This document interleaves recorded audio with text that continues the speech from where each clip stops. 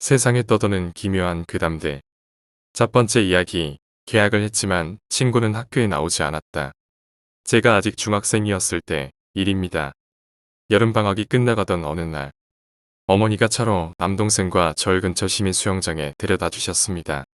정확히 기억나진 않지만 아마 얼마 남지 않은 여름방학을 만끽하기 위해 동생이랑 둘이서 어머니를 졸랐던 것 같아요. 그리고 수영장에 도착했습니다. 어머니는 풀사이드에 계셨고 저랑 동생만 수영장에서 놀고 있었습니다. 놀고 있었는데 누군가 제 이름을 불렀습니다. 목소리가 들린 쪽을 돌아보니 같은 중학교에 다니는 아이가 서 있었습니다. 전 그 아이 여기서는 앤이라고 쓰겠습니다. 딱히 친하지도 않았고 같은 반이 된 적도 없습니다. 제 친구가 앤이랑 같은 초등학교를 나와서 몇 번 얘기해 본 게 다였습니다. 이런 데서 만나네. 제가 말을 걸자 앤은 물었습니다. 나도 같이 놀아도 돼? 물론 거절할 이유도 없고 오히려 동생이랑 둘만 노는 것보다 앤까지 같이 노는 게 훨씬 더 재밌을 것 같았습니다. 그래서 그 후에는 셋이서 계속 놀았습니다. 곧 해가 질 무렵이 되어 집에 가기로 했습니다. 앤은 수영장에 혼자 왔기 때문에 같이 우리 차를 타고 가게 됐습니다. 가는 길에 어머니가 집이 어디냐고 물었을 때 앤은 이 길에서 우회전이요. 여기서 좌회전이요. 저기서 쭉 직진이요. 하고 길 안내를 했습니다. 어머니는 그대로 운전하고 계셨는데 잠시 후 이상한 것을 알아차리셨습니다. 아무리 생각해도 아까부터 계속 같은 길을 빙빙 돌고 있는 것이었습니다. 어머니가 그 사실을 말하자 앤은 말했습니다. 하지만 여기가 맞는 길인거려. 그래서 앤이 말한 대로 계속 운전했습니다. 하지만 역시 아까랑 똑같은 길. 적당히 좀 해. 참지 못하고 제가 소리를 질렀더니 앤은 이렇게 말하는 겁니다. 미안해. 근데 우리 엄마 아빠가 집에 갈 때는 무조건 이 길로 가야 한다고 해서. 그리고 앤은 이어서 어머니를 향해 중얼거리듯 말했습니다. 이 길 끝에 있는 터널에서 내릴게요. 결국에는 터널 앞에서 내렸고 그날은 이렇게 끝났습니다. 하지만 앤이 차에서 내리고 나서 어머니가 터널 끝에 집이 있었나? 하고 고개를 갸우뚱하는 게 신경 쓰였지만요. 여름 방학이 끝나고 개학날. 왠지 신경 쓰여서 앤이랑 같은 초등학교를 나온 친구에게 수영장에서 있었던 일을 얘기했습니다. 그러자 친구는 앤이 어렸을 때 부모님이 두 분 다 돌아가셨고 할머니가 홀로 앤을 키운 거로 안다는 겁니다. 더욱 놀라운 것은 앤의 할머니가 여름 방학 동안 돌아가셨다는 것. 언제 돌아가셨는지 물어봤더니 앤을 만난 날로부터 며칠 전이라고 합니다. 상식적으로 가족을 잃은 직후에 바로 수영장에 놀러 가진 않겠죠. 양육자인 할머니가 돌아가셔서 앤은 우리와 함께 새 학기를 맞이하지 못하고 다른 친척에게 맡겨졌다고 합니다. 물론 개학날 앤은 이미 친척에게 맡겨진 뒤라서 학교에는 나오지 않았습니다. 저도 수영장에서 만난 날 이후로 앤을 본 적이 없습니다. 결국 그날 있었던 일은 여전히 뭐가 뭔지 모르는 상태입니다. 할머니가 돌아가셨는데 왜 혼자 수영장에 온 걸까요? 오래전에 돌아가셨을 부모님이 무조건 이 길로 가야 한다라고 하셨다는 것은 무슨 뜻일까요? 그리고 같은 길을 몇 번이나 빙빙 돌았던 이유가 뭘까요? 앤의 이해할 수 없는 언동과 할머니의 죽음 사이에 인과관계가 있었는지 아닌지도 지금은 모르겠습니다. 아니, 애초에 제가 수영장에서 만난 건 진짜 앤이 맞았던 걸까요? 곰곰이 생각해보면 그때쯤에는 이미 친척 집에 맡겨진 상태가 아니었을까요? 하지만 얼굴만 보면 틀림없이 앤이었습니다. 저를 알아보기도 했고요. 불가사의한 일투성이지만 제가 겪었던 이상한 이야기였습니다. 두 번째 이야기, 끔찍한 삶. 공원에서 너에게 다가갔을 때 넌 노숙자 신세처럼 보였어. 옷은 다 해지고 눈은 벌겋게 충혈된 채로 코만 훌쩍거렸지. 누군가에게 있어선 연휴 기간은 괴로울 수도 있으니까. 내가 앉은 벤치 옆에 앉자 술 냄새가 코를 찔렀어. 이봐 친구, 어떻게 지내? 난 정중하게 물어봤어. 그닥. 넌 대답했어. 직장에서 잘렸어. 말이 된다고 생각해? 크리스마스 바로 코앞에서 잘렸다고. 여친은 내가 빨리 직장 안 찾으면 집에서 쫓겨나게 생겼다고 계속 쏘아붙인다고. 아 진짜 그걸 내가 모를 거라고 생각하냐고. 친구들한테 죄다 연락해봐도 아무도 안 도와주려고 해. 내가 예전에 몇 번씩이나 부탁했다고. 있잖아 가끔씩 말야. 내가 이 세상에 태어나지 않았더라면 모두 더 괜찮게 살았을까? 라는 생각이 드네. 넌 꽤 놀란 것처럼 보였어. 마치 새파란 타인인 사람에게 이렇게 많은 이야기를 털어놔버린 자신을 믿지 못하겠는 것처럼 말이야. 모난 내가 사람들에게 주는 이런 영향에 익숙하지만 난 알아. 그렇지 않다는 걸. 난 말했어. 들어봐 친구. 아마 믿지 못하겠지만 난 사실 너 같은 사람들을 보살피는 천국에서 온 천사야. 아니면 너가 태어나지 않았더라면 어땠을지 내가 보여줄까? 너가 얼마나 모두에게 있어서 필요한 사람인지 알게 될 거야. 넌 코를 훌쩍였어. 그래. 난 내 주머니에서 작은 종을 만들어내곤 종을 울렸어. 갑자기 우린 거대한 저택 앞에 서 있었어. 우리 어디 있는 거야? 너가 물었어. 내 여자친구가 있는 대로 데려왔어. 너 없이 얼마나 내 여자친구가 슬퍼하는지 보자고. 우린 창문을 들여다봤어. 집안은 인상적인 인테리어와 비싸 보이는 가구로 가득 차 있었어. 내 여자친구는 엄청나게 잘생긴 남자와 손을 꼭 붙잡은 채 저녁 식탁 앞에 앉아 있었고 그 남자가 말하는 말에 그녀는 웃으며 옆에 앉아있는 너무나도 예쁜 자신 아이들의 머리를 쓰다듬고 있었어. 그치만 나 없이 훨씬 더 괜찮아 보이잖아. 넌 충격에 빠진 채 소리를 질렀어. 진짜 미안해. 우리 딴 사람을 봐보자. 내가 다시 종을 울리자 우린 내 부모님 집 앞에 와 있었어. 그때 너랑 비슷하게 생긴 한 젊은 남자가 집 밖에서 걸어오고 있었어. 저거 내 동생이야. 하지만 그럴 리가 없는데 내 동생은 몇 년 전에 죽었단 말야. 굳이 추측해보자면 너가 동생 근처에 있으면서 동생이 운전할 때 과속하도록 영향을 미치지 않아서 살아있는 걸 거야. 난 그때 내 표정을 봤어. 내 부모님이 집 밖으로 나와서 내 동생을 꼭 껴안아주고 미소 짓던 걸 바라보는 너의 표정을 말이야. 너에겐 한 번도 그런 식으로 안아주지 않았었는데 세상에 빨리 돌아가줘. 제발.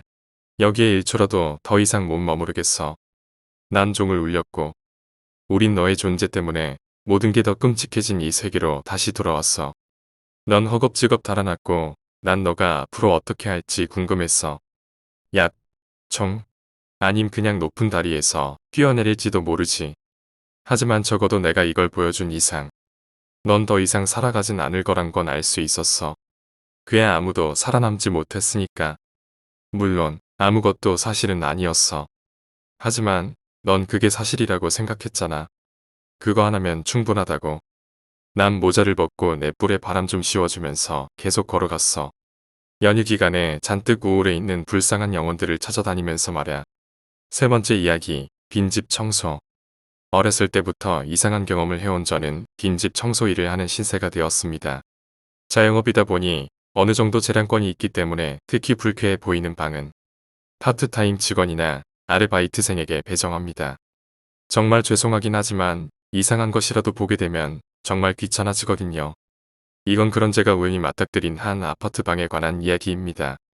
무슨 사건이 있었던 집은 아니지만 유독 세입자가 자주 먹히는 집. 그 집에 대해 공인중개사가 출발 전 미리 설명해준 내용입니다. 집은 5층 건물 3층에 있었습니다.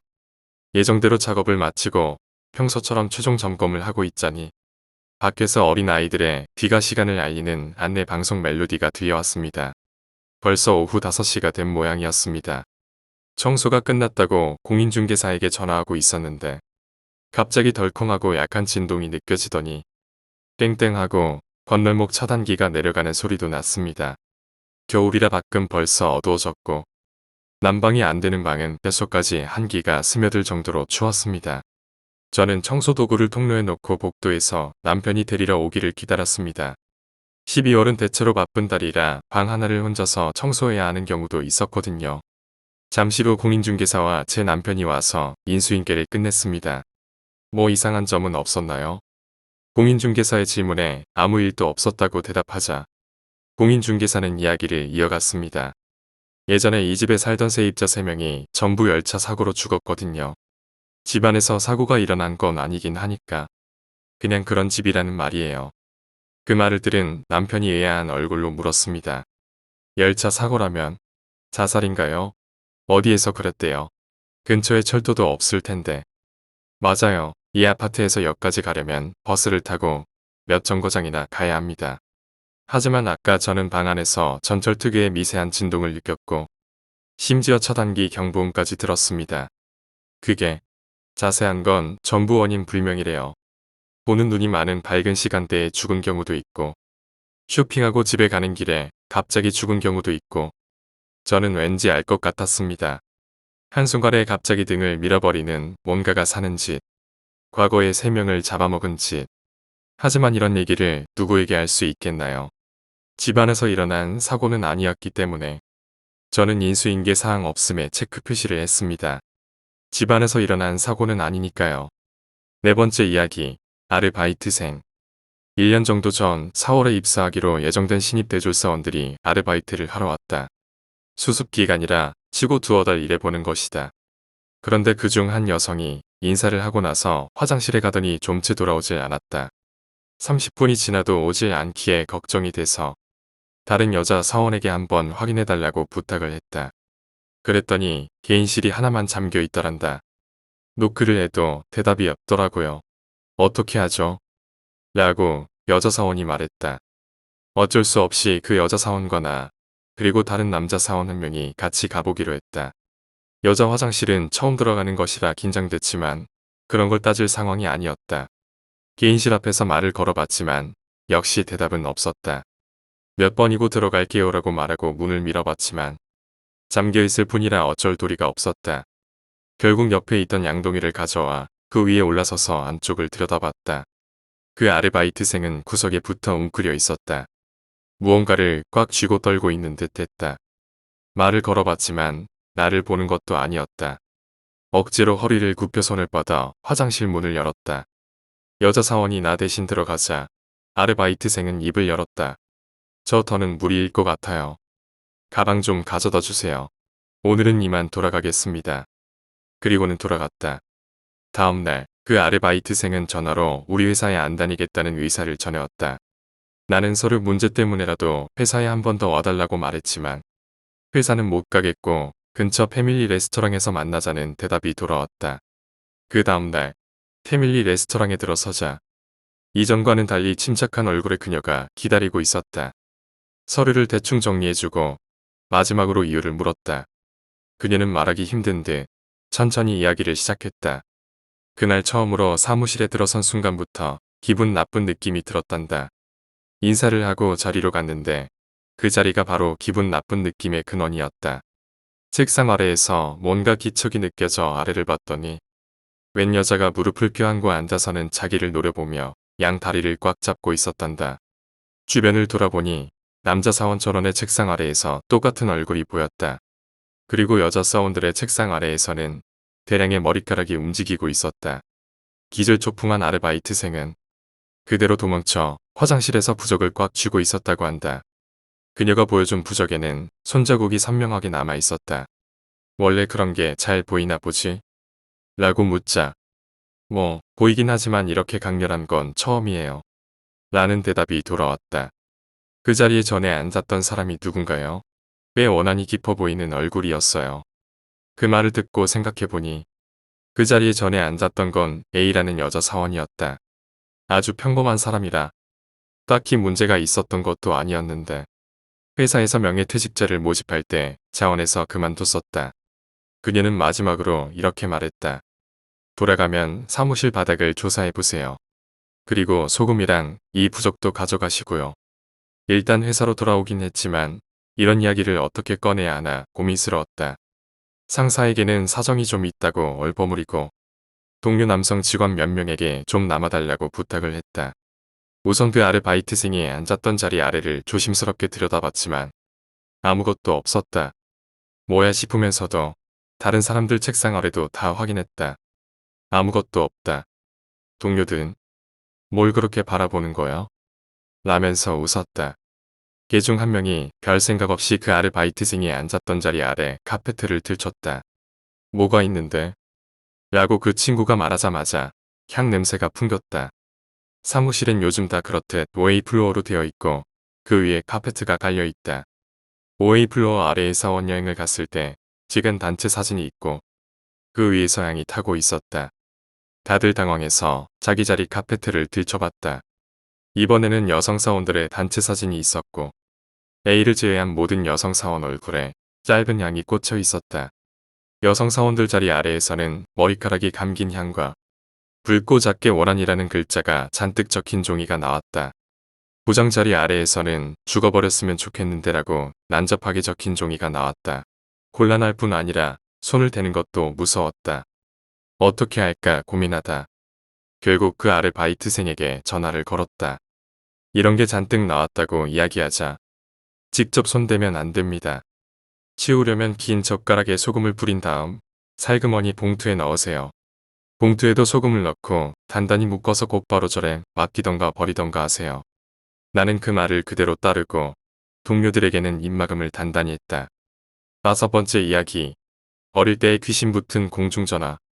중학교 때 있었던 일입니다. 친한 친구 2명과 함께 친구 집에 모여 밤새 기세로 잡담을 나누고 있었습니다. 그러다 당시 동네에서 유명했던 귀신이 나온다는 공중전화가 화제가 된 겁니다. 친구 집에서 걸어서 30분 정도 거리에 있고 주택가에서 조금 떨어진 곳에 덩그러니 놓여있는 멀리서 봤을 때는 평범한 공중전화였습니다. 왠지 몰라도 뜬금없이 귀신이 나온다는 소문이 돌더라고요. 진짜 나오는지 보러 가자고. 궁금한 건 못 참았던 우리는 공중전화로 돌격하기로 했습니다.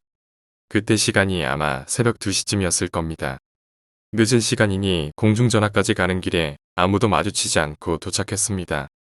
어둠 속의 모습을 드러낸 공중전화는 그 자체만으로도 소름 끼쳤고 정말 뭔가 나올 것 같은 분위기였지만 딱히 이상한 일은 일어나지 않았습니다. 그래서 내부를 들여다보려고 다가갔을 때였습니다. 손. 친구 중 한 명이 소리를 지르며 저희 발을 잡아당기더니 왔던 길을 전속력으로 돌아가려고 하는 겁니다. 무슨 일인지도 모른 채 달리다가 근처 편의점으로 몰려들어갔습니다. 갑자기 소리 지른 친구에게 도대체 무슨 일이 있었냐고 물었습니다. 니들 못 봤어? 공중전화 수화기에 손만 달라붙어 있었어. 하지만 봤다는 건 그 친구뿐이었습니다. 정말 봤다고 몸서리를 치는 친구를 곁눈질로 흘끗 보며 저와 다른 친구 한 명은 완전히 흥이 깨졌습니다. 뭐야, 괜히 연출하지 마라. 아니 손만 있었다니까. 진짜로. 그렇게 말다툼하고 있었는데 손을 봤다는 친구의 전화벨이 순간 울렸습니다. 핸드폰을 꺼내 화면을 본 친구는 파랗게 질린 얼굴로 화면을 우리 쪽으로 돌렸습니다. 뭐지 싶었는데 화면에는 부재중 전화, 공중전화 이렇게 표시되어 있었습니다. 더욱 놀라운 것은 우리 핸드폰에도 공중전화에서 전화가 걸려왔다는 겁니다. 소위 월링 스팸이라고 하는 한번 울리고 끊기는 전화여서 통화할 수는 없었습니다. 그런 전화가 몇 분마다 우리 핸드폰으로 여러 번 걸려왔습니다. 예사질이 아니라고 느낀 우리 셋은 핸드폰을 끄고 친구 집에 돌아왔습니다. 게임도 하고 실없는 이야기도 하며 어색한 분위기를 바꿔보려다가 그대로 아침을 맞이했습니다. 해가 떴을 때 쭈뼛쭈뼛 핸드폰을 켰는데 그 이후로 공중전화에서 걸려온 전화는 한 건도 없었습니다. 이 이야기를 해도 아무도 믿어주지 않았고 얼마 후 공중전화에서 귀신이 나온다는 소문도 들리지 않게 되었습니다. 손을 봤다는 친구의 말이 사실인지는 모르겠지만 공중전화에서 전화가 왔을 때 느낀 공포는 아직도 잊을 수 없습니다. 애초에 그 전까지 아무 일도 없다가 왜 갑자기 공중전화에서 귀신이 나온다는 소문이 돌았던 걸까요? 6번째 이야기, 실연. 이건 제가 20대 때 겪은 이야기입니다. 제 가장 친한 친구 중 한 명이 애인과 헤어져서 상당히 불안정했던 적이 있었습니다. 친구 부모님이 아무리 위로해줘도 친구는 우울해하기만 했습니다. 연애에 휘둘리는 타입이 아니었던 친구였던지라 더욱 걱정이 되었습니다. 확실히 친구의 표정은 어두웠고 완전히 다른 사람 같았습니다. 스타일리시한 친구였는데 화장도 거의 하지 않았고 목욕도 하지 않고 방에 틀어박히기만 했습니다. 그래서 평소 가족끼리도 친하게 지냈던 저는 친구네 가족에게 부탁받아 친구네에서 하룻밤 자고 가기로 했습니다. 제가 머무는 동안 친구가 다시 기운을 되찾을지는 모르겠지만 조금이라도 나아지기를 바라는 마음에서 협조하기로 한 겁니다. 제가 찾아가니 친구 기분이 조금 나아진 것 같아서 친구네 부모님도 기뻐하셨습니다. 저녁 식사 후에 친구 방에서 지금까지 있었던 일을 들었습니다. 걔는 나보다 그 여자가 더 좋다고 하더라. 내가 훨씬 더 사랑했는데 용서할 수 없어. 몇 시간 동안 친구를 위로하고 친구의 푸념을 들어주었습니다. 푸념은 그칠 줄 모르고 연애가 꼬이면 이렇게나 무섭다는 것을 몸소 실감했습니다. 시계가 거의 12시가 다 되어 다음 날로 바뀌려 할 때였습니다. 갑자기 친구의 분위기가 바뀌었습니다. 친구는 매우 무서운 눈으로 조용히 허공을 노려보았습니다. 또 배신당했다. 그 남자에게 그렇게 한마디 중얼거리던 친구의 표정이 한순간이지만 다른 사람처럼 보였습니다. 갑자기 저는 등에 소름이 돋아서 창문을 열고 기분 전환할 겸 밖을 내다봤습니다. 친구네 집은 꽤 오래전에 지어진 큰 집인데 부지 내에 창고가 있었습니다. 창고가 엄청 크네. 예전부터 궁금했는데 안에 뭐가 든 거야? 침묵을 참지 못하고 화제를 바꾸자 친구가 제 옆으로 와서 중얼거렸습니다. 저 창고 앞에서 맹세했는데. 응? 뭘? 제 물음에도 친구는 아무 대답 없이 누워서 잠들어 버렸습니다. 뭔가 개운치 않은 기분이었지만 어쩔 수 없이 저도 잠을 청했습니다. 아침이 되자 친구의 표정은 꽤 밝았습니다. 어제 푸념을 늘어놓으며 기분이 개운해진 모양입니다. 저는 어젯밤 친구가 남긴 말에 대해 물어봤습니다. 너무 피곤해서 잠들었어. 미안해. 하지만 친구는 기억하지 못하는 것 같았습니다. 저는 신경 쓰여서 친구네 부모님께 창고에 대해 물어봤습니다. 그 창고는 다이쇼 시대에 지어졌는데 이제 아무도 사용하지 않는다고 합니다. 어젯밤에 들었어요. 창고 앞에서 맹세했다고. 친구의 말을 전했지만 친구네 부모님은 짐작 가는 면이 없는 것 같았습니다. 근데 요즘 들어 우리 애가 한밤중에 정원을 걸어 다니고는 하더라고. 친구네 부모님은 그 한마디 말을 남겼습니다. 그날 밤 친구는 더 푸념할 일 없이 기운 차린 것처럼 보였습니다. 걱정하게 해서 미안해. 진짜 미안하면 나중에 밥 한 끼 사. 그래. 항상 가던 대로 예약할게. 시시콜콜한 잡담을 나누다 보니 저는 어느새 잠들었습니다. 한밤중에 문득 눈을 떠보니 친구가 없었습니다. 어쩐지 불안해서 창문을 열고 창고 쪽을 보니 친구가 걷고 있었습니다. 친구 뒤에는 하얀 안개 같은 게 붙어 있었습니다. 사람의 형상을 한 하얀 안개. 잘못 본 거라고 생각하지는 않지만 저는 여전히 제가 본 것을 믿을 수가 없습니다. 저는 황급히 친구네 부모님을 깨워 정문으로 나갔습니다. 그때는 더 이상 흰 안개가 없었습니다. 친구는 자신이 왜 정원에 있는지 모르는 상태였습니다. 마치 몽병처럼요. 친구의 이상한 행동과 제가 본 하얀 안개. 친구네 부모님은 헤어진 충격으로 한밤중에 정원을 걷게 되었다고 해석하신 것 같지만 제 생각에는 뭔가 다릅니다. 보통 일이 아닌 것 같다는 예감에 이웃에 사는 스님께 불경을 부탁드렸습니다. 그리고 창고를 뒤진 결과 한때 이 집에 사셨던 친구네 증조할머니의 일기장이 발견됐습니다. 저도 같이 봤는데 그 일기에는 사랑하는 사람에게 배신당한 것에 대한 원망의 글이 줄줄이 적혀 있었습니다. 그 남자에게 또 배신당했다. 이 창고 앞에서 맹세한 걸 잊어버린 게 틀림없다. 이번 애야말로 영원히 함께하기로 약속했는데 또 다른 여자를 만들었다. 난잡한 서체로 휘갈겨 쓴 글씨. 친구네 증조할머니와 친구는 얼굴 한 번 본 적 없는 사이라고 했는데 사진을 본 저는 깜짝 놀랐습니다. 친구랑 꼭 닮아서 마치 쌍둥이처럼 똑같았습니다. 그 후 친구는 다시 활기차고 밝아졌습니다. 그런 놈 어디가 좋아서 만났던 걸까? 친구 자신도 왜 그렇게까지 우울해했는지 의아해할 정도로 역대급인 연애는 아니었다고 합니다. 우리는 친구네 증조할머니와 친구의 상황이나 생김새가 비슷했기 때문에 뭔가 공명을 일으켜 일어난 일은 아닌가 생각하고 있습니다.